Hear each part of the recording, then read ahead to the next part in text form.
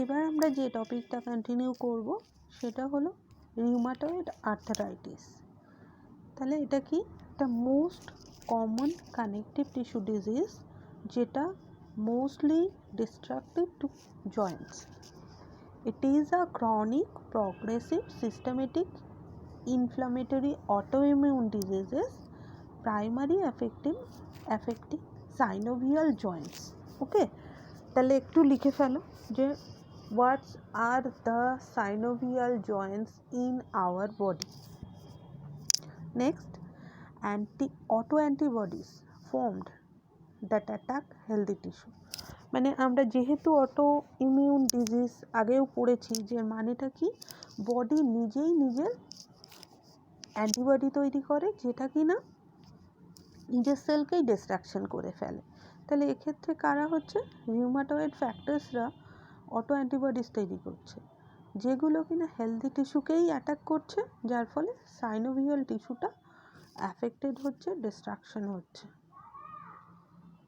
দেখো ছবিটা, this is a healthy joint and this is rheumatoid arthritis. Normal কন্ডিশনে দেখো কার্টিলেজ বা জয়েন্ট কত সুন্দর হেলদি আছে, আর ডিজিজ কন্ডিশনের ক্ষেত্রে একটা ইনফ্লামেশন, ছবি থেকেই বুঝতে পারছো, ইনফ্লেমড সাইনোভিয়াল মেমব্রেন, কার্টিলেজ দেখো ডিস্ট্রাকটিভ হয়ে গেছে, আর জয়েন্ট স্পেসও কমে গেছে।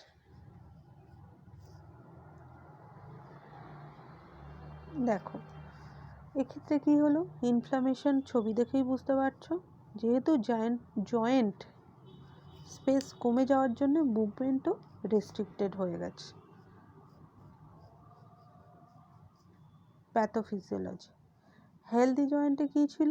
একটা নর্মালি স্পেস ছিল, সাইনোভিয়াল ফ্লুইড ছিল, কিন্তু যেই একটা ইনফ্লামেটরি রেসপন্স হলো, তার ফলে কি হলো, সেই ইনফ্লামেশনের জন্যে দুটো বোনের ভেতরে যে স্পেস ছিল সেটা আস্তে আস্তে কমতে থাকলো, আর আস্তে আস্তে বোন ডিস্ট্রাকশন শুরু হলো।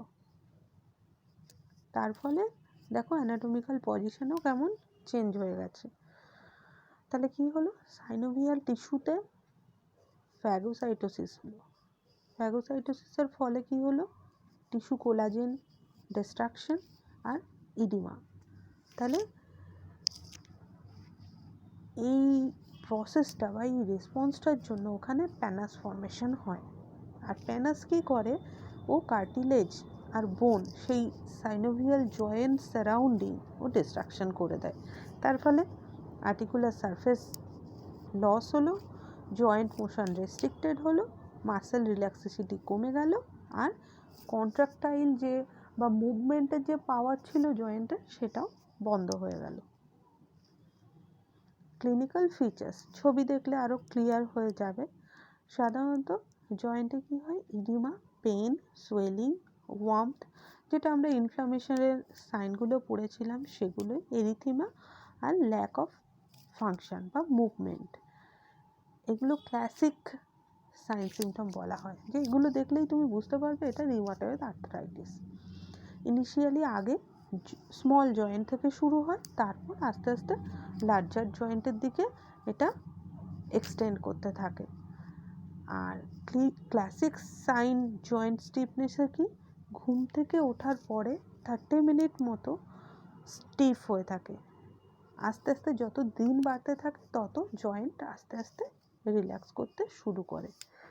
জয়েন্ট ডিফর্মিটি হচ্ছে, দেখেও আমরা বুঝতে পারি এটা রিউমাটয়েড আর্থ্রাইটিস। দেখো রিউমাটয়েড আর্থ্রাইটিস মোটামুটি shoulder joint, elbow joint, hip joint, knee joint, wrist joint and ankle joint, মোটামুটি আমাদের গ্রেটার জয়েন্টগুলোকেই অ্যাফেক্ট করে। এই সাইনগুলোকে টিপিক্যালি সাইন বলা হয়। চলো আরও দেখবে, বলে দিচ্ছি। অনেক সময় অবজেক্টিভ কোশ্চেনে আসে এই সাইনটা দিয়ে যে এটা কোন ধরনের আর্থ্রাইটিস। দেখো এটাকে বৌটুনিয়ার অ্যান্ড সোয়ান নেক ডিফর্মিটি বলে। মানে সোয়ানদের দেখবে মুখটা যেমন দেখতে হয়, হাতের স্ট্রাকচারটাও ফিঙ্গার আর থাম্ব মিলে ঠিক সেরকম একটা স্ট্রাকচার তৈরি করে ফেলে। দেখো, সোয়ান নেক মানে সোয়ানের নেকটা ঠিক এরকম হয়, তো হাতের পজিশনটাও ঠিক এরকমই হয়ে যায়। পেশেন্ট কিছু করেনি, কিন্তু ফিঙ্গারগুলোই এমন ডিফর্মড হয়ে গেছে যে ওই রাজহাঁসের গলার বা নেকের মতন লাগে। দেখো সেম। তাহলে কি? Z deformity. Okay, radial deviation of wrist, ulnar deviation of digits মানে fingers. Swan neck deformity, hyperextension of phalanges and flexion of distal phalanges. Boutonniere deformity, flexion of phalanges, extension of distal phalanges. দেখো, patient যখন প্রথম complain নিয়ে আসে তখন কি পজিশনে আছে? জাস্ট একটু ইনফ্লেমড, পেন, বলছে আস্তে আস্তে অসুবিধা হচ্ছে। আফটার 5 years দেখো ডিফর্মিটি কিন্তু শুরু হয়ে গেছে। ওকে, আফটার 15 ইয়ার্সের অবস্থাটা দেখো এটা।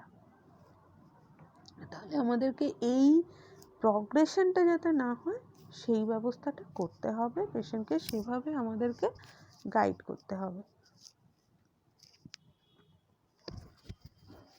Immobility leads to contracture leading to deformity. তার মানে কি? যেহেতু ব্যথা, সে আস্তে আস্তে আর মুভ করতেই চাইছে না, তাহলে মুভ না করে সেটাই ডিফর্মড হয়ে গেল। সিস্টেমিক ইনফেকশন বা সিস্টেমিক কমপ্লেন বলতে fever, weight loss, fatigue, anaemia, lymph node enlargement, arthritis, neuropathy, scleritis, pericarditis, splenomegaly, Sjögren syndrome, that is dry eyes and dry mouth, যে মিউকাস মেমব্রেনগুলো আছে মাউথে সেগুলো আস্তে আস্তে ড্রাই হয়ে যায়। রিনাউডস ফেনোমেনন তোমরা যখন কার্ডিওভাস্কুলার পড়া হবে নিশ্চয়ই। এছাড়া nodules non tender and movable in subcutaneous tissue appears over bony prominence, মানে বোনি প্রমিনেন্সের উপর যে নডিউলসগুলো আছে সেগুলো টেন্ডারনেস নেই কিন্তু মুভেবল। তাহলে কী কী ইনভেস্টিগেশন আমরা করব? First, history and physical examination, then CBC, complete blood count. এই শর্ট ফর্মগুলো তোমরা লিখবে না। ইএসআর, সিআরপি ফুল ফর্ম লেখো, rheumatoid factor, anti CCP antibodies, synovial fluid analysis, X-ray, CT scan, MRI. Management আমরা ওখানেও পড়েছিলাম কি অস্টিওআর্থ্রাইটিসে নো কিওর, এখানেও দেখো same, there is no cure for rheumatoid arthritis. এছাড়া কি এর মেন গোল বা টার্গেট থাকে যাতে ডিজিজ প্রগ্রেশনটাকে আমরা চেক করতে পারি। ছবিটা তোমরা দেখলে 5 ইয়ার্সে কেমন করে ইনক্রিজ করে গেছে ডিফর্মিটিটা, তো সেটা আমাদের টার্গেট থাকবে এই প্রগ্রেশনটাকে আমরা আটকাবো, সিমটমটা কন্ট্রোল করার চেষ্টা করব, আর যাতে ফাংশনাল যে লিমিটেশন বা মোবিলিটি করতে পারছে না সেটা যাতে আস্তে আস্তে মেনটেন করা যায়, মুভ করাতে হেল্প করতে হবে। আর সাপোর্টিভ অ্যান্ড প্যালিয়েটিভ কেয়ার, এটাই হচ্ছে মেনলি ট্রিটমেন্টের পার্ট। ফার্মাকোলজিক্যাল ম্যানেজমেন্টের ভেতর সেমই দেখো, এনএসএআইডি, ড্রাগটা লেখো কোন ড্রাগ। নেক্সট এখানেও দেখো ডিমার্ট আছে, মেথোট্রিক্সেট আগে পড়েছো। Next analgesic, glucocorticoid.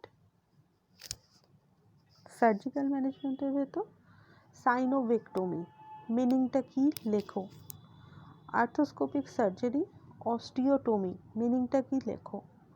Joint replacement surgery or arthroplasty, আর arthrodesis or fusion.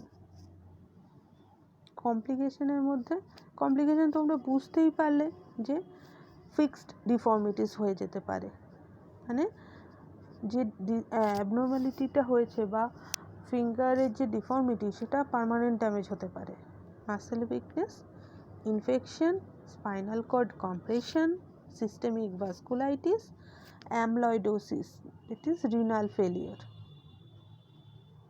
Nursing management আশা করি তোমরা পারবে আর পড়াও হয়েছে। Okay, thank you.